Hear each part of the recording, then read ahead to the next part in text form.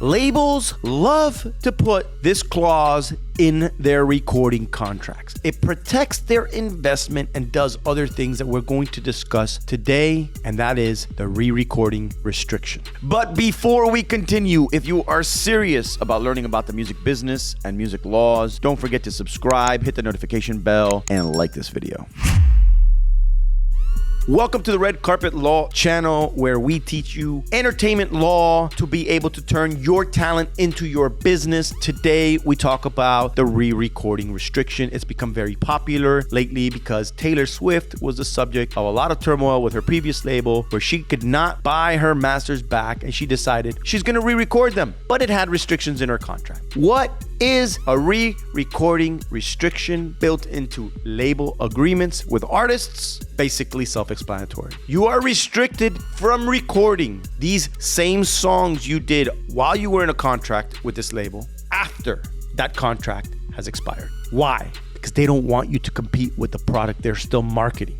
That's why. What's the standard? 5 years. I've seen up to 10 and 15. I've seen 2 or 3 post-term. What does this mean for the artist? This means that if they have massively successful records and the term ends, they are still subject to the terms of the agreement they had in place with their record label, and they cannot benefit from their position as an artist after that contract has expired. And you got to understand, when you are an artist and you sign a deal with a record label, chances are at the end of that deal, you're going to be a much bigger artist, and you're going to be able to have much more opportunities that you will not be able to take advantage of for your previous masters. You got to enter new agreements. Now, you can renegotiate with the label. Taylor Swift could not. He wouldn't let her. They sold that catalog, and that's history. So what did she do? She waited till the re-recording restriction was up on a timely manner and started recording all her previous hits and created new masters by re-recording these hits and started releasing them under her new deal, which had better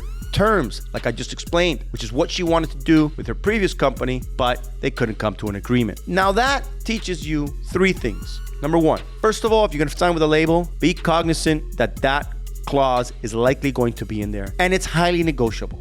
If they start at 7, you can end up at 2. If they start at 5, you can maybe wipe it out under certain terms. You can even say 5 years after the release of the song versus 5 years after the term. You're talking a lot of years that you could save yourself on that restriction. And you want to make sure that if it is in there, that you have some type of knowledge as to how you can bifurcate that earlier by negotiating with them as your success builds within that contract. Many times people think, I signed this deal 4 years ago, now I'm super famous and I'm stuck in this deal for the next 4 years. No, you can renegotiate your deal at any time, and that is subject to 2 parties coming together and doing it. I'm not saying that happens all the time, but it happens, and you have that ability to do that using your leverage as an artist. But if you are in re-recording restriction clause and you're terminating this contract because it's expired or it's ending for some reason, you cannot re-record that because it's going to be a breach of contract and there may be a copyright infringement claim for you. That's the re-recording restriction. If you have any questions on that, hit me a comment below on re-recording restrictions, send us a message, or follow me on Instagram at REDCARPETLAW.